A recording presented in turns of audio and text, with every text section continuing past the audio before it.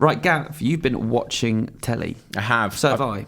What have you? What have you been watching on telly? I've been watching Love, the Judd Apatow series. Now, I've been looking forward to this for a while. I put it in my TV to look forward to when we did that in the podcast back in December. And it's really good. Like, it's Judd Apatow created it, so he's written all the episodes. He doesn't direct any of them. But it stars Gillian Jacobs, who was in Community, and a guy called Paul Rust, who I didn't really know. He's one of the bastards in Inglourious Bastards, but I don't know if you recognise him. Did not put that together at all. No. Yeah, he's also in I Love You, Beth Cooper, that Hayden Panettiere film. If you look at a photo of them two, he looks about 40, and he's meant to be the same age as Hayden Panettiere. It's hilarious.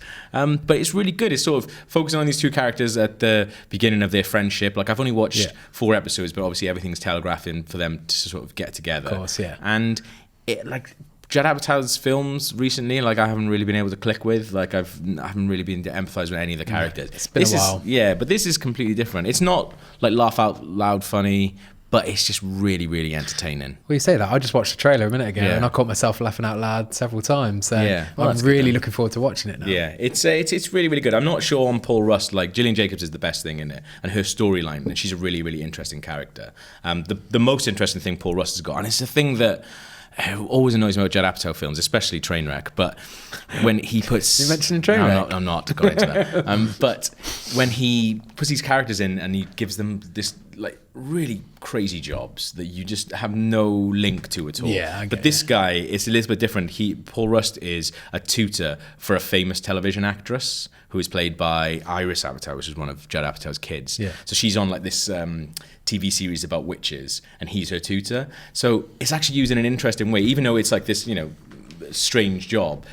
There's a lot of jokes to be had from him sort of arguing with the people on set about, I need to take her away now, and they're talking about the show and stuff like that. So actually, it's used in a really, really good way. It's not quite. It's sort of billed as a kind of girls, and there's some really embarrassing stuff in it. Okay. But it's not quite the most disgusting thing of girls yet. But it's very, very good. Put me off a little bit by telling me that Judd Apatow's daughters are in it again. They're good though, I think. Really? Yeah. I just found that sort of went hand in hand with when his film started to dip off a little bit. It was when he started to shoehorn them into films. Really? I mean, I enjoyed them in, what was the first one they did when they were Knocked Up, I think. Knocked Up, yeah. But then in This Is 40, there was just too much. But they're meant to be annoying in This Is 40, so that's kind of hard, I guess. Yeah, but everyone was annoying in that film. I think Maud Apatow, the older one, she's really good in girls in the episodes that she guests.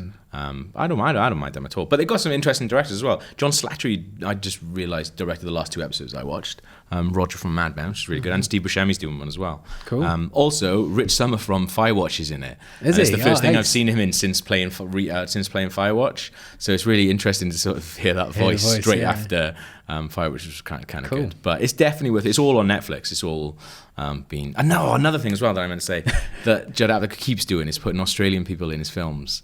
Just here's an Australian person, that's funny, isn't it? And the Australian person, the girl that she's got, is so annoying.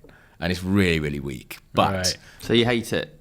No, I'm not a massive fan of her. But Gillian Jacobs is amazing, and she completely saves it. It's a really good show. Once I finish with season 2 of Fargo, that's next on my list, I think. Definitely going to watch that. I mean, I don't know if they make good double bills, Fargo and Love. Yeah, well, probably not, but go from one extreme to the other. Yeah, but it's good. Don't get, because I think it debuted the same week that Gaspar Noé's Love debuted on Netflix. I hope people don't get those two things confused. I could imagine my folks getting that confused. Yeah, that's not good. I don't want to think about my folks watching porn.